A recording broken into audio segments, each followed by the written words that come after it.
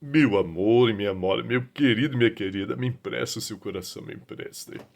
Olha, gente, aqui não vou ser nada politicamente correto. Até porque você precisa viver de forma correta, porque é a forma correta a ser vivida. Politicamente correto busca segundas intenções, e não são as melhores intenções envolvendo você, mas a ele mesmo. Então eu preciso ser ético aqui com você, até porque é isso que o Espírito Santo exige de mim. Você está diante de uma pessoa que não é perfeita. Seja como cristão durante mais de 30 e poucos anos de igreja, seja como um pastor, cometi erros, erros dos quais me arrependo profundamente. Quando eu olho para os erros, me lembro deles, eu contemplo a cruz de Cristo, porque a cruz de Cristo é que me devolve a paz e tira de mim a culpa, o sentimento de culpa, porque eu sei que ele já me perdoou. Então é de um ser humano falando para outro ser humano, que tem lutas, batalhas, trava conflitos. É alguém que se dedicou à causa de Cristo, aceitou viver o ministério pastoral e se estudou para isso, fez teologia. Depois eu fiz mestrado, fiz também um doutorado. Aí por que eu estou dizendo isso? Para parecer melhor do que você, que não teve essa oportunidade ou que desconhece essa área? Por favor, de maneira nenhuma. Fiz tudo isso para poder oferecer o meu melhor no conhecimento da palavra, a fim de nutrir o meu rebanho.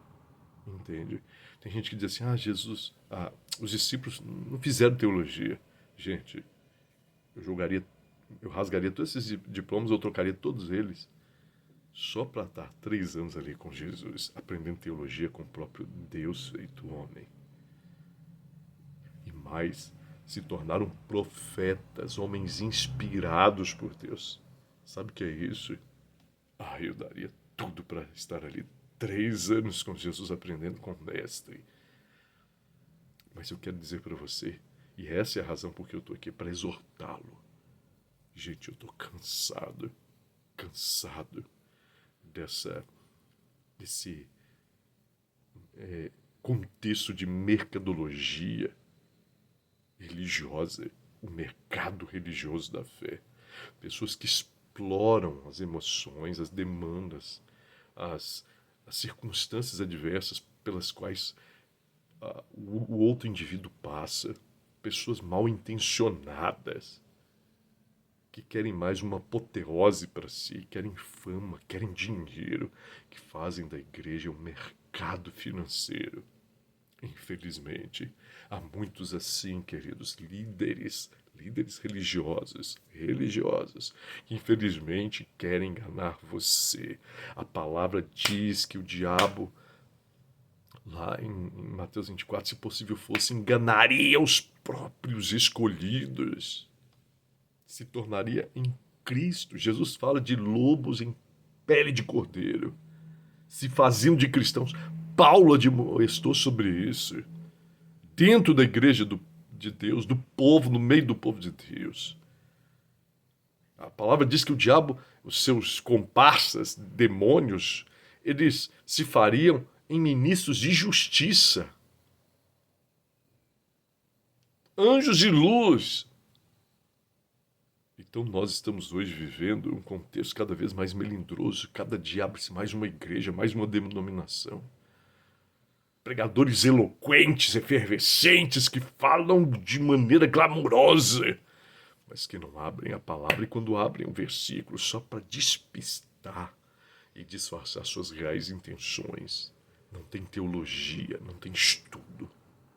Igrejas que mexem com as emoções, com o movimento do corpo, com as sensações, com as palmas, com os louvores, músicas que cada vez mais parecem mantras. E a pessoa fica ali envolvida emocionalmente. Mas a Bíblia diz que o culto precisa ser racional. É um culto lógico, consistente. Deixa eu fazer uma pergunta. A sua igreja abre a Bíblia para estudá-la? E quantas vezes ela abre a Bíblia para estudá-la? E eu vejo pessoas falando: não, porque Deus me revelou através de irmã fulano de tal. Deus falou com ela. Você não conhece nem a Bíblia. Como é que você sabe se essa mulher realmente está falando em nome de Deus? O diabo também conhece a tua vida, o demônio também conhece a tua vida, talvez mais do que você. O cara é especialista em ser humano, ele fez antropologia, psicologia, quantos anos estudando seu comportamento, sua conduta, tem um demônio especializado em você, cai na real e cai nesses profetismos patéticos, que são vozes de demônios. A Bíblia diz, Senhor, Senhor, Mateus 7:21, porventura em teu nome nós não profetizamos, em teu nome nós não expulsamos demônios. E Jesus vai dizer o quê? Apartai-vos de mim, vocês que praticam iniquidade, porque eu nunca vos conheci. O verdadeiro profeta precisa ser provado pela palavra. Agora, se você não tem base na palavra, como é que você vai provar o profeta, meu irmão e minha irmã? Estuda a Bíblia. Ela é a palavra de Deus. Ela é o ponto final. Ela é a regra da nossa experiência de fé. Tantas pessoas iludidas que fazem da religião um propósito para si, não um propósito para Deus. Que vão à igreja mais por causa de si, não por causa de Deus. São enganadas porque querem ser enganadas e porque também enganam os outros. Eu não quero dizer que seja o seu caso, mas sinceridade nunca foi sinônimo de estar certo. A palavra diz que Deus perdoa a ignorância, está lá em Atos 17, mas insta que todos cheguem ao arrependimento. Você precisa conhecer a palavra. Eu sou um adventista do sétimo dia. Mas eu não quero aqui arvorar a bandeira acerca da fé que professo. Eu quero defender a palavra. A palavra diz que há um remanescente, os que guardam os mandamentos de Deus e têm o testemunho de Jesus. Vivem pela palavra. Jesus disse, nem só de pão viverá o homem, mas de toda a palavra que sai da boca de Deus. Da boca de Deus. Por isso você tem que buscar a palavra. Por que eu procuro estudar tanto? Porque eu quero conhecer mais a palavra. Eu quero estudar e ter discernimento espiritual. Mas eu quero, antes de tudo, ouvir a voz do Espírito. A Bíblia diz que o Espírito Santo nos daria condições de entender as Sagradas Escrituras. Talvez você não tenha tido a oportunidade de ir para um seminário, fazer uma faculdade. Não importa. A Bíblia diz que Deus dá sabedoria aos simples. Mas você tem que buscar. A Bíblia também fala daqueles que têm o dom do ensino da palavra. São os doutores, os mestres. Mas precisa ser aqueles que são revestidos da autoridade, do poder do Espírito Santo, porque desejam viver conforme a palavra. A sua igreja ensina a palavra. Você sabe o que está na palavra de Deus. Ou você quer exercer o auto-engano? Desculpa o termo, fingir de égua. Aí está as farmácias oferecendo os remédios. Mas você tem que ir com o receituário. Primeiro você vai ao médico, depois você busca remédio. Porque se você não for ao médico, você toma qualquer remédio. Aí a prateleira do mercado religioso te oferece ali as falsas mercadorias, os falsos remédios, inclusive, né? As falsas pílulas. Porque você não teve discernimento, caiu na conversa do vigário. Eu quero exortá-lo. Eu creio que a Igreja Adventista é a Igreja de Deus. Mas eu também creio que a Igreja de Deus é maior do que a Igreja Adventista. Eu estou falando para o meu irmão de fé, que está em outra denominação. Dentro da minha igreja também tem pessoas que não vivem conforme a palavra.